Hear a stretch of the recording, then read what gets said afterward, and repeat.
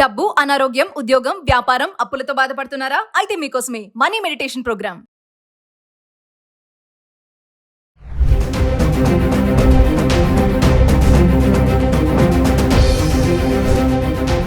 నమస్కారం, నేను మీ అడ్వకేట్ సంగీత. గుజరాత్ అహ్మదాబాద్ లో జరిగిన ఇన్సిడెంట్ ఇంకా మనం ఎవరం మర్చిపోనే లేదు. అందులో ఒక్కడు మృత్యుంజయుడుగా బయటికి రావడం జరిగింది. అంత మంటల మధ్యలో నుంచి అతను నడుచుకుంటూ వస్తూ ఉంటే అందరూ ఆశ్చర్యపోయారు. అంత పెద్ద ఇన్సిడెంట్ నుంచి ఎలా వచ్చారు, ఎలా బ్రతికాడు అని చెప్పి. సో ఆయన విశ్వాస్ కుమార్ రమేష్ ఆయన బ్రతికాడు, కానీ ఇప్పుడు అతని ఆరోగ్య పరిస్థితి, మెంటల్ స్టెబిలిటీ అస్సలు బాలేదు. వాళ్ళ కజిన్ బ్రదర్ అయిన సన్నీ కుమార్ ఈ విషయాన్ని మీడియాకు ఒక 2 రోజుల క్రితం వెల్లడించడం జరిగింది. రాత్రిపూట పెద్ద పెద్ద అరుపులు, ఒకడే ఒంటరిగా కూర్చొని ఏడవడము, ఎవరితోనో మాట్లాడుతున్నట్టు బిహేవ్ చేయడము, ఫోన్ యూజ్ చేయకపోవడము, ఫోన్ కాల్స్ వస్తే భయపడము, ఫోన్ కాల్స్ ఎన్ని వచ్చినా సరే మాట్లాడకపోవడము, ఫోన్ పక్కన పడేయడము, అంతేకాకుండా అసలు అతను ఎవరితో కలవాలన్నా కూడా అసలు ఇంట్రెస్ట్ చూపించకపోవడము, ఇవన్నీ కూడా జరుగుతున్నాయి. రాత్రిపూట ఒంటరిగా పెద్ద పెద్ద కేకలు వేస్తుంటే చుట్టుపక్కల జనాలందరూ కూడా ఏమైంది అని ఆశ్చర్యపోవాల్సిన పరిస్థితి వస్తుంది. అంటే అంత పెద్ద ఇన్సిడెంట్ లో అది ఒకేసారి బోయింగ్ 787 అనే ప్లేన్ ఆకాశంలోకి ఇలా ఎగరగానే వెంటనే మంటలు వచ్చేసి ఇమీడియట్ గా క్రాష్ అవ్వడం జరిగింది. దాని నేపథ్యం అది ఆయనకి ఇంకా మైండ్ లో ఫిక్స్ అయిపోయింది. అంతమంది చనిపోయారు, ఆయన ఒక్కడే బ్రతికాడు. అది కూడా 11A సీట్ లో కూర్చున్నాడు. 11F సీట్ లో తన సొంత తమ్ముడైన అజయ్ కుమార్ కూర్చోవడం జరిగింది. సో ఈ రమేష్ ని అప్పటికి కూడా అజయ్ వచ్చి, అన్నయ్య నేను ఆ 11A సీట్ లో కూర్చుంటాను, నువ్వు ఇక్కడ కూర్చో అంటే, నేను ఇక్కడే కూర్చుంటాను, నువ్వు అక్కడ కూర్చోరా అని చెప్పేసి గట్టిగా చెప్పడం జరిగింది. ఆ నేపథ్యంలోనే వాళ్ళ తమ్ముడు అజయ్ అక్కడ కూర్చున్నాడు. కేవలం నేను అలా అశ్రద్ధ చేసి వాడిని అక్కడ కూర్చోమన్నాను, వాడి చావుకు నేనే కారణం అని చెప్పేసి ఒక గిల్టీనెస్ కూడా తన మైండ్ లో స్టోర్ అయ్యింది అని చెప్పేసి వారి కుటుంబ సభ్యులు చెప్తున్నారు. అంటే తనను ఎప్పుడైతే క్రిమేషన్ చేయడానికి వెళ్ళినప్పుడు కూడా చాలా ఏడుపు, ఆయన ఆరోగ్య పరిస్థితి బాగాలేకపోయినా కూడా పాడెమోసి తమ్ముని తీసుకెళ్లేసి దహన సంస్కారాలు నిర్వహించారు. కానీ అందులో నుంచి ఇప్పటికి కూడా బయటికి రావడం లేదు. అది మనకు తెలియలేదు. అతను ఏదో ధైర్యంగా బయటపడేసి వచ్చారేమో అని చెప్పేసి అనుకున్నాడు. కానీ ఇక్కడ చూసుకుంటే మాత్రం ఆయన బయటకు వచ్చినప్పుడు ఒకేసారి గబాలన కింద పడేసరికి అతని ఒంట్లో తెలియని గాయాలు తగిలుంటాయి. కానీ అది ఎవ్వరూ దాన్ని గుర్తించలేదు. వెంటనే షాక్ కి గురయ్యాడు. ఒకేసారి అంత పెద్ద ప్లేన్ అనేది, అంతమంది జనాలు అరుపులు, కేకలు, పెద్ద పెద్ద ఏడుపులు, ఇవన్నీ కూడా ఆయన మైండ్ లో ఇంకా వినిపిస్తూనే ఉన్నాయి అని చెప్పేసి వాళ్ళతో చెప్పుకోవడము, ఇంకా ఇప్పటికీ కూడా ఒంటరిగా కూర్చొని ఏడవడము, ఇలాంటివన్నీ జరుగుతున్నాయి అని చెప్పేసి వారి కుటుంబ సభ్యులు ఆవేదన వ్యక్తం చేస్తున్నారు. ఆయన మృత్యుంజయుడిగా బయటపడమేమో కానీ ఆవేదనతోటే ఎక్కువగా కాలం వెళ్ళబుచ్చుతున్నాడు అనేది వాళ్ళు ఆరోపిస్తున్నారు.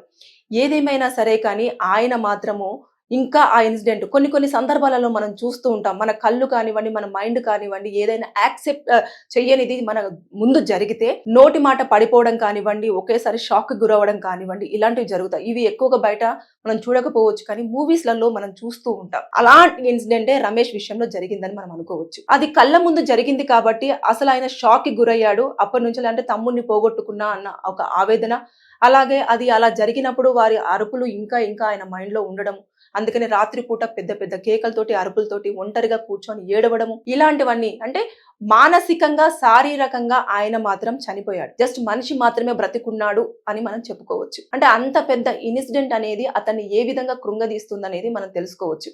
హ్యాపీ కంటే కూడా సాడ్ ఎక్కువగా ఉంది. బ్రతికాడన్న సంతోషము లేదు, బాధపడుతున్నాడన్న ఆవేదన మాత్రమే కుటుంబ సభ్యులలో కనిపిస్తుంది.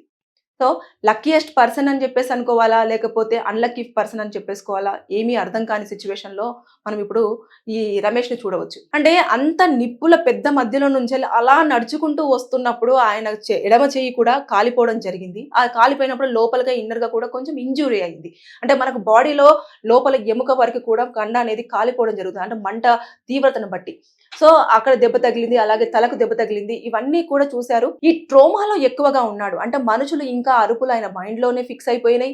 అలాగే వాళ్ళ ఏడుపులు కానివు, ఆ ఇన్సిడెంట్ కానివి అనేది మైండ్ ఇంకా స్టోరేజ్ చేసుకునే ఉంది. దాని నుంచి అతను బయటికి రాలేకపోతున్నాడు. డాక్టర్స్ కూడా చూశారు, కానీ ఆయన దాని నుంచి బయటికి తీసుకురావడానికి వాళ్ళు అన్ని ప్రయత్నాలు కూడా చేస్తున్నారు అని చెప్పేసి వారి కుటుంబ సభ్యులు అయితే చెప్పడం జరుగుతుంది. ఇలాంటి ట్రోమా అనేది యుద్ధాలలో ఎక్కువ పార్టిసిపేట్ చేసే సోల్జర్స్ కానివ్వండి, వీళ్ళకు కూడా ఎక్కువగా జరుగుతూ ఉంటుంది. ఎందుకంటే వారు యుద్ధాలలో పార్టిసిపేట్ చేస్తుంటారు. వాళ్ళు గట్టిగా అరుపులు చేయడం కానివ్వు, వాళ్ళను ఎవరైతే మనకు ఎదురుగా వస్తున్నా ఎనిమీస్ ఉంటారు కదా, శత్రువులు, వారిని సంహరించడానికి కూడా చూస్తూ ఉంటారు కదా, కాల్పులు అలాంటివి చేస్తున్నప్పుడు అరవడం ఇలాంటివి జరుగుతాయి కదా. అంతేకాకుండా మనతో పాటు అప్పటిదాకా ఉన్న పర్సన్ ఇమీడియట్ గా చనిపోవడం ఇలాంటివి జరుగుతాయి. అది తొందరగా వాళ్ళు దాన్ని డైజెస్ట్ చేసుకోలేరు. ఇలాంటి నేపథ్యమే రమేష్ విషయంలో చోటు చేసుకుంది. ఫ్యామిలీ మెంబర్స్ మాత్రము రోజు ఏడుపు ఒక్కటే ఉంది వాళ్ళ జీవితంలో, ఆనందం మాత్రం లేదు. అంటే మనం చాలా వరకు మీడియాలో, డిజిటల్ మీడియాలో చూసాం, మృత్యుంజయుడు అని చెప్పేసి మనము చెప్పుకున్నామే కానీ ఆయన మృత్యుంజయుడు కంటే కూడా మానసిక రోగి అని చెప్పుకోవచ్చు. ఇప్పుడు అంత ఆవేదన వ్యక్తం చేస్తున్నారు వాళ్ళ కుటుంబ సభ్యులు. అంటే ఎందుకు ఒంటరిగానే ఉంటున్నాడు, ఎవరైనా ఒక ఇద్దరు ముగ్గురు వచ్చినారంటే అక్కడి నుంచి లేచి వెళ్ళిపోవడము, ఒంటరిగానే కూర్చోవడము, ఇలాంటివి ఎక్కువగా చేయడము, ఏడవడము, పెద్దగా అరవడము, చీకటి గదిలో ఉండడము, ఇవన్నీ చూస్తుంటే ఒక ట్రోమాలో ఉండడం. డాక్టర్స్ ఎంత సపోర్ట్ చేస్తున్నప్పటికీ కూడా వాళ్ళు కూడా మైండ్ లో ఫిక్స్ అవ్వాలి, నేను బయటికి రావాలి అని. కానీ ఆయన మైండ్ అనేది ఇమీడియట్ గా దాన్ని తీసేస్తుందని నేను అనుకోవట్లేదు. ఎందుకంటే జరిగి కూడా చాలా కొద్ది కాలమే అవుతుంది కాబట్టి, అందులోనూ వాళ్ళ స్వంత తమ్ముడు చనిపోయాడు కాబట్టి ఇంకా ఆ సీట్ లో వాళ్ళ తమ్ముడు కూర్చోవలసింది. కానీ అది నేనే వద్దన్నాను, అందువల్ల నా తమ్ముడు చనిపోయాడు, నేనే మా తమ్ముడిని చంపేశానని అది ఒక గిల్టీనెస్ కూడా అతని మైండ్ లో ఫిక్స్ అయిపోయింది. ఇలాంటివన్నీ ఉన్నాయి కాబట్టి అతను ఈ ఇన్సిడెంట్ నుంచి ఇంకా బయటికి రాలేకపోతున్నాడు. సో ఏదేమైనా సరే కానీ మృత్యుంజయుడు అని మనం చెప్పుకున్న విశ్వాస్ కుమార్ రమేష్ ఇప్పటి వరకు కూడా ఆ మానసిక ఒత్తిడి నుంచి బయటికి రాలేకపోతున్నారు. ఎంతమంది వాళ్ళ తల్లిదండ్రులు కానివ్వండి, ఇంకా కజిన్ బ్రదర్స్ కానివ్వండి, వాళ్ళ ఫ్యామిలీ మెంబర్స్ అతన్ని బయటికి తీసుకురావడానికి వేరే చోట్లు తిప్పుదామన్నా కూడా అతను ఒక చోటు నుంచి ఇంకొక చోటికి రావడానికి అస్సలు ఇంట్రెస్ట్ చూపించట్లేదు. ఇప్పటికీ లండన్కు వెళ్ళలేదు. అక్కడ లండన్లో అతను ఉన్న ఉద్యోగాన్ని కూడా వదిలేయడం జరిగింది. అక్కడ నుంచి ఫ్యామిలీని కూడా ఇక్కడ తీసుకొచ్చుకున్నారు, ఇక్కడే స్టే చేస్తున్నారు. అంటే అతను ఎంత మానసికంగా డిస్టర్బ్ అయ్యాడు అనేది మనం ఇప్పుడు చూస్తే తెలుస్తుంది. వాళ్ళ ఫ్యామిలీ మెంబర్స్ ఎంత ట్రబుల్ అవుతున్నారు.